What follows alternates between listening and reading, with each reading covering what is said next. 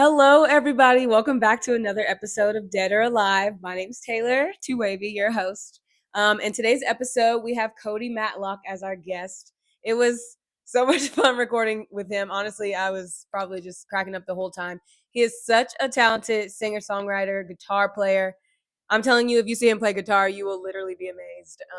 We talk about, his project that's out, some things that he has on the way, how he got into music, and we kind of rate some of the venues in Atlanta, which was very interesting to hear his opinion since he's performed at so many of them. But I hope you guys enjoy this episode as much as I did recording it. And as usual, like this video, subscribe to our channel, and yeah, let's go.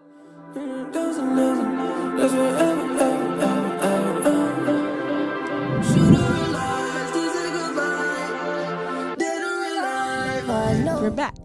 All right. It's been 2 years, It has. and I'm the one you called. We're like, we Why? need Cody on the phone because you're excellent. And I did meet you like 2 years ago and say, please call me because you guys are cool and I want to talk to y'all. Oh, thanks. And then you had Tane, and I was like, damn. Dane is so crazy. He's absolutely insane. Actually, I think the first time I met you, or the first time I actually talked to you, I was at Northside. I used to go because Shelby worked there all the time. Mm-hmm. And I was super drunk, and I ordered a pizza. And after the show, I was like, Oh, "You guys yeah. want some pizza?" You and Trey, I was like, "Y'all want Dude, some pizza?" oh my God. I think one of y'all was like, "Do you know Deja?" I was like, "Yeah." And then from there. Yeah, we were in love with you since then. You feed a band after they get done playing, dude, they will do anything for you. You let a band stay on your couch and you feed them, that's all that they ever ask for. That's all they need. Yeah.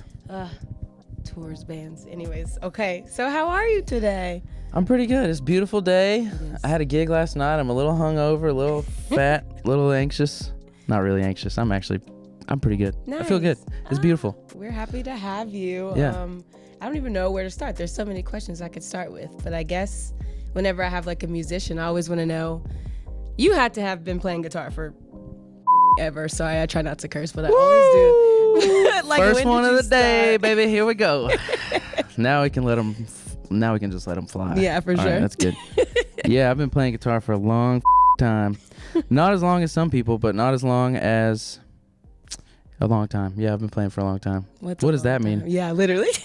I saw you post something where you were like, it was a guitar or something that your parents got you, and you were like, "Yeah, I've had this guitar since I was 12." And I was like, "You've been playing guitar since you were 12 years Yeah, old?" I think I started when I was like 11, 10 or 11, like, in my late 10s.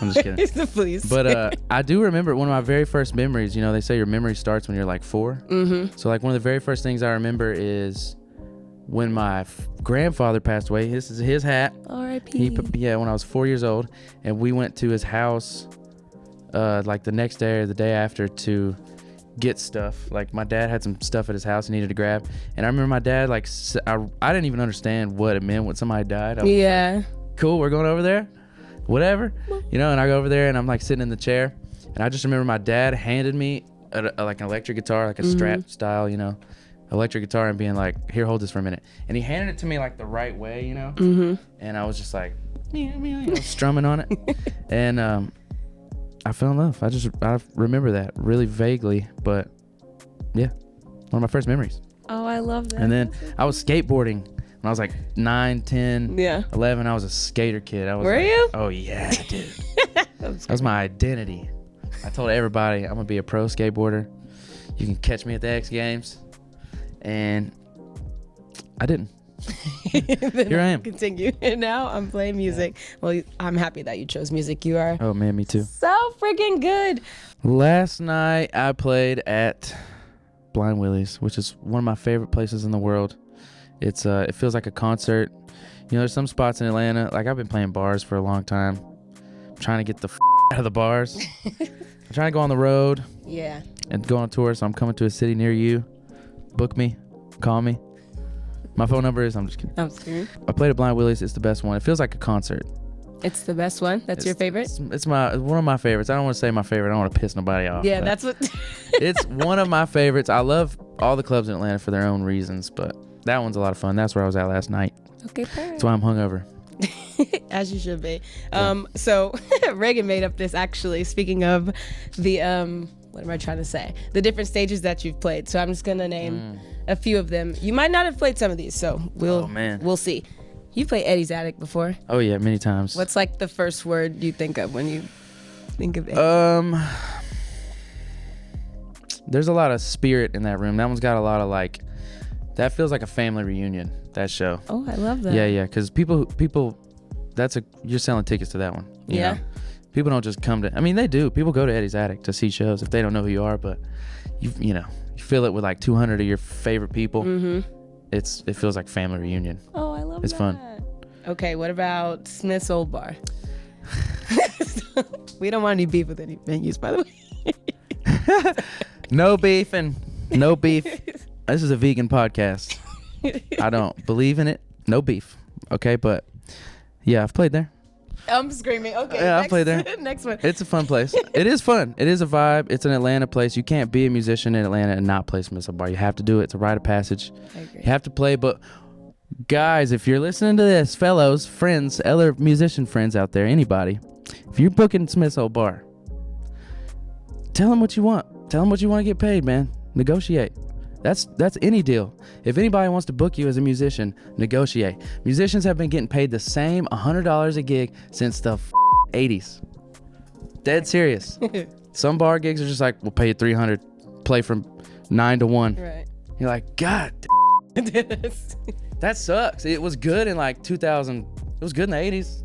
It was kind of good in the, but yeah. Until now, yeah. Anyways, I'll go on a tangent. Smith's Old Bar.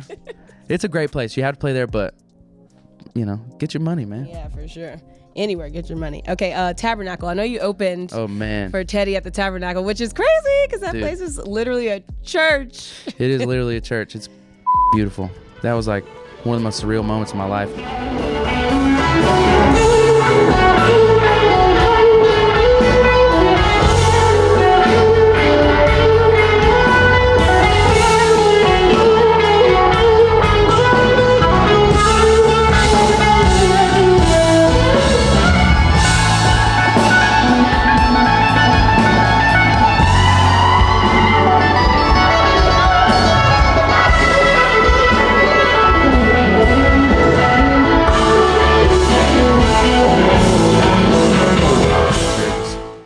Staring out at the thing like, whoa, it was insane. And they were singing my song.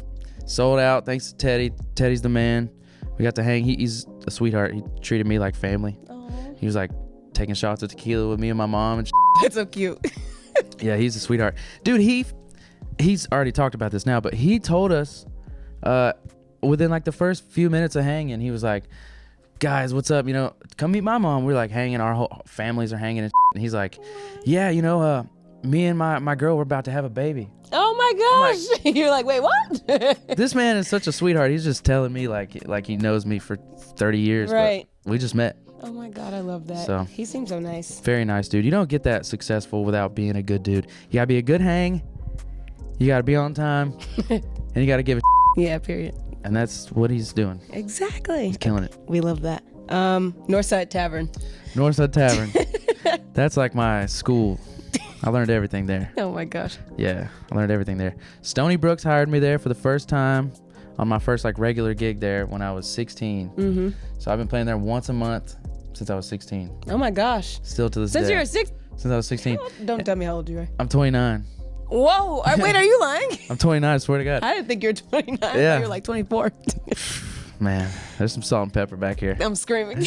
And first time I played there, I think I was 15 for the Sean Costello benefit or memorial, Sean Costello Memorial. That's also where I met my friend Eddie 9-Volt. And and then Stoney hired me there a year later, and I've been playing there with him once a month for 13 years now. Damn, that's crazy. Yep. Oh, I never Stony knew Brooks, that. he taught me everything, man. He gave me the amp that I played through.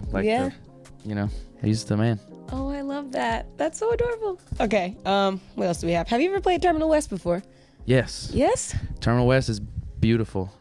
Terminal West is like, it's like when you roll up to a skate park that's just like pristine and you're like, oh my God, like, I'm going to not do anything on any of these obstacles, but I'm going to watch other people do it. Yeah, hell yeah. Yeah, no, it's a beautiful place. They run it really nicely there. I like Terminal West. I love shows at Terminal West. What Oh, else yeah. do we have? The Earl. Have I even been to the Earl? Oh man, I've played the Earl. Yeah? I got a funny story about the Earl. What is it? One time I played there. I only played there once. Actually, one time I played there, and then another time I tried to sneak in there, and I got kicked out. But I played there once, and there was a guy, and the homeless guy in the back, who was supposedly watching people's equipment so I'm it didn't screaming. get stolen. Yes. They're like, oh, that's just Earl. He's just, watching everyone's equipment. Meanwhile, I'm watching this man smoke crack. I'm like, What? This dude is, I guess that's who you want watching your because he's watching. Yeah, he's not playing around No, either. his eyes are open, dude.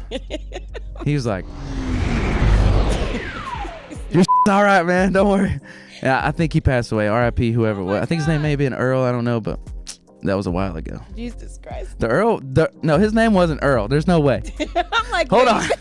I'm like, at the Earl? There's no way. It must have been Frank or something. There's no way it was Earl. It should have been, though. R.I.P. Earl. R.I.P. That's a cool Just spot, kidding. though. Let's see. Which one did I skip? Oh my gosh. Oh, the Loft. Well, have you played at Center Stage, period? Yeah, I've played Center Stage. I've played the Vinyl, and I've never played the Loft. No? Never played the Loft. Center Stage, funny story about that place is the first time when I was 12, my dad took me to this concert there to see this guy named Johnny Lang. And Johnny Lang, if you don't know, he's like, if you see him and then you see me, you're like, oh, I get it. I'm scared. Like Now I gotta you look it could up. tell that like I was definitely influenced by him early, because he's just an amazing singer. He's just like super, super soulful, and he was kind of like a child prodigy. He like blew up, and I wanted to be like that. I was like 12 years old listening to his record when he put out when he was 12, thinking like when I get in a couple years I'm gonna put out my record, But my dad took me to see him when I was 12, and we got there really early. The sound guy saw us. He came out and was like, y'all want to come in and see the show, see the sound check? We got to go in and watch sound check, watch Johnny Lang sound check, and then he came up after Johnny did, and he was like, hey man, you play guitar? And was like talking to me and like freaking me out. Wait, that's crazy. Yeah. I was like, yeah, I play guitar. I kind of just started playing guitar, and he was like, cool, you want to get on stage and play my guitar and play through the big amps? And like, I'm like freaking out, So I'm like this little 12-year-old kid. They have to like hoist me up onto the stage. That's so cool. And like clamp. They had to like clamp the guitar strap so that it wasn't too low, Mm-hmm. And I'm just up there like playing his songs. Sick. And he was just like freaking out, and his crew was like, he's playing them better than you. Like they were just Like, look at really, this guy. the dude was one of the sweetest humans I would compare it to like meeting Teddy Swims this past year, Oh, that's so super, super cute. sweet. And he, when I left that concert, I was on the way home. I was like, that's what I'm doing for the rest of Yeah. my life. I don't give a what it takes. I don't care how poor I am. I don't care how many podcasts I got to do. I'm doing that for the rest of my life. And my dad was like, well, if you want to do that, you got to do it like him. Like be Cody Matlock, because that's, be yourself. So if your bass player's on heroin and you need a new one, people ain't gonna be mad. They're still gonna be coming to see Cody Matlock. That's good advice for a 12-year-old. It's what you needed to know at the time. Yeah. And Center Stage rules. And then I opened for Layla Hathaway there. Did you? Yep. And that's where I met Wizard Jones, who introduced me to William Bell, who I play for now, who's one of the greatest songwriters of all time. Oh my gosh. What? Yeah, it's You crazy. have some crazy memories. Crazy What the serendipity, man. heck? I love that. Yeah. I love Okay. Center Stage. I know that you what was this, last year, I think, maybe June, you released your project. So far so good. Yeah. What was the process like making that? And I know should have you named it were your friend. I should have named it It's Going Great. I'm screaming. I'm just kidding. I should have named it Please Start Streaming This Song, please. Listen to this right now. No, it's going good. Yeah. I'm sorry I cut you off. What'd you No, say? it's okay. I just be blabbering. how was the process of like making the album? It was a long process, but it was very fun, and I did it all with Trey Lander. Woo! And yeah, everyone loves Trey. Trey's the man. Dr. Trey Flip, Trey Tholomew.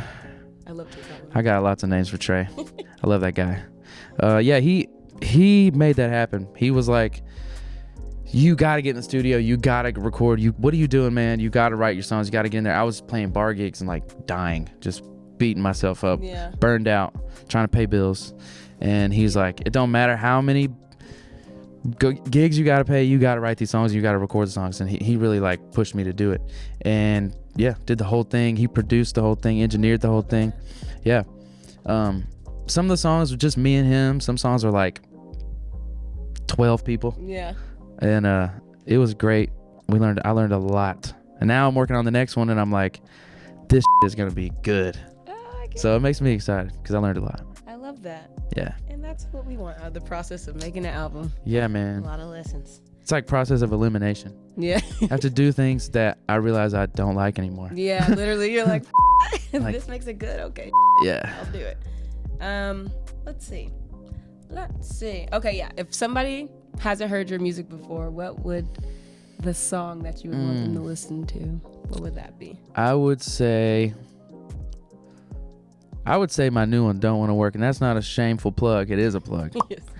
But I really would, because it's the closest thing we've gotten to sound like the live show. Like that song kind of sounds like how we sound live, because if you write a song that's just a G chord and then one other chord, but it's just a groove, you're just I'm just playing along with the groove. It's all percussion. I'm just kind of like randomly generating funk on the guitar, AI, like on the spot. So like the way I played it on the record and the way the keyboard played it, like everybody, we're never going to do it like that again. We didn't it's the same vibe, of course, but it's like, it's funk, it's syncopated. So you can't narrow it down to the exact beat. It's just funky. I love that. Yeah. All your music is so good. Thank you. If you say so. I'm scared. All right, dead or alive time, Cody. Dead or alive. I need you to name 3 people that you would meet, dead or alive, and why. All right. I got 3 good ones here. These are 3 people that are very, very special to me, and it definitely influenced my music and my artistic brain. The first one I'll say is this guy named Sean Costello. He was a local Atlanta blues musician, soul musician, guitar player, singer. He was a child prodigy. He was like playing with B.B. King when he was 12. And like, if you look him up on YouTube, it brings tears to your. It's like one of the most soulful musicians you'll ever see. And he passed away in 2008. And that was like the year I started playing guitar. So I never got to meet him or see him or anything. But I'm friends with a lot of his friends. I've known some of his family members, and so cool. Yeah, like it's crazy how intertwined, because he was such a big part of the Atlanta blues scene. Yeah. And that's what I grew up in. So, being a young brown-headed kid playing blues, everyone's like, well, you need to listen to Sean, And I got obsessed with him, and it like really changed my life. My first tattoo is a Sean Costello song on my arm. Is it really? Yeah. Oh my God, I love that. Yep. So look him up. He's amazing. He was the baddest. Love that. Okay. And then the next one is Little Beaver. Have you ever heard of Little Beaver? I think so. Little Beaver. Who is this? He was he's still around. I think he's still around. His real name is Willie Hale. I think. It's hard to really find much info on him. I think he's in Florida, but he was like a South Florida R&B soul funk guy. He played guitar for Betty Wright. Oh. Like Clean Up Woman. Mm-hmm. He wrote that. So he wrote that guitar part and the bass line. I think he probably wrote the whole song. Who knows? But sang his ass off. He was like 5'0", played a guitar bigger than him, sang his off completely. He wrote songs about partying and like every Saturday night getting down, everybody getting high, ain't doing nobody no wrong, just good and his music is like so constant in my life. I'm always listening to it, and anytime someone says, who's the guy, show me something new, show me something good, Little Beaver. No one knows who he is. No one knows about him, and then when they hear him, it fucks them up. You're like, what the fuck? Dude, he's the best. Look up Little Beaver. He'll change your life. Look it up on one of the best guitar players ever. And singers. I mean, he would hit high notes that were just like whistle tones. Stupid. I was about to impersonate a whistle tone. I'm not doing that. Yeah, okay. me either. Me either. Y'all don't want to hear that. And then the third one is Sly Stone. Yes. And I figured that'd be one that a lot of people would pick. Yeah. But he's very special to me and very important and like very constant in my life with music, and always been listening to him. He just has so many different kinds of songs, different eras of artistic expression, you know? Yeah. He was just the man. And you know, he had kind of a sad ending. He's still around, right? Sly didn't die, did he? So. He's still alive. Sly's still alive. I'm pretty sure he's still alive. I think so. We need to look this up. But yeah, no, he's the man. He's one of my favorite songwriters. When I write songs, I try to think about him because his lyrics are so good. They're like, don't hate the black, don't hate the white. If you get bit, just hate the bite. Yeah, I love this. Dude. Or the deeper in debt, the harder you bet. Look at you fooling you. What are these? I mean, come on. He's still alive. Okay, thank you, Reagan. Yeah. Well, Cody, thank you for being a guest on the show. Yeah. You're fantastic. I feel like you had some of the most like diverse picks. Definitely things I don't think anybody has ever said any of the ones that you said. You know, I want to teach people who I am and who these people are. Yes. Those people. I love it. So. Oh yes, and we asked everybody to say like an inspirational quote for other creatives, so you can look into that camera and. This camera's about to get serious. Inspirational quote for other creatives and artists. What can I say? I'll say this. The goal when making art is to be soulful. Soulful is not perfection, and perfection is not soulful. And that's what I got. I'm going to go get a sandwich. Thank you. That was great. All right. Well, this wraps up this episode. I guess do the normal things like this. Subscribe to the channel, and we'll be back for another one later. Bye.